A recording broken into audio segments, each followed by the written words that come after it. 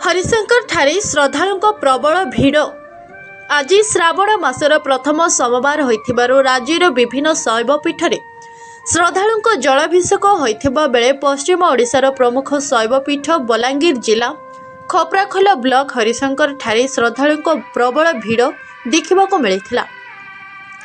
राज्य तथा राज्य बाहरु हजार हजार संख्यार श्रद्धालु भक्त माने हरिशंकर झरणारे स्नान करी जल उठाई मंदिर को जाई धूप दीप फूल चंदन सिंदूर सह बेलपत्र दे देवदेव महादेव को पूजार्चना करने पर श्री पंचाक्षर गान करी महादेव को जलाभिषेक करथिले।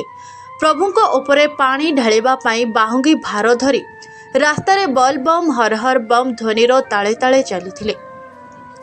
काउडिया मानक बल बम हर हर बम बाबा मणि नियटाणी हरिशंकर बाबा पारकरेगा जटियाधारी पारकरेगा आदि ध्वनि रे गगन पवन मुखरित होइथिबा बेले एक सात्विक वातावरण सृष्टि होइथिला।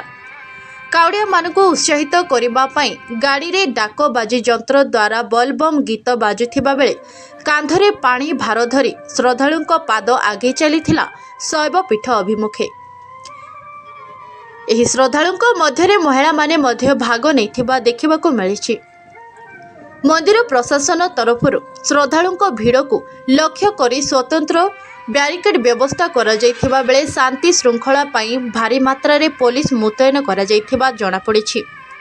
अपर पक्षे पुलिस प्रशासन तरफरु महिला कांस्टेबल मुतयन न थिबा बेले महिला काउडिया माननको असुविधा हेउथिबा देखिबाको मिलिथिला। बलांगीर महेंद्र कुमार दर्जी।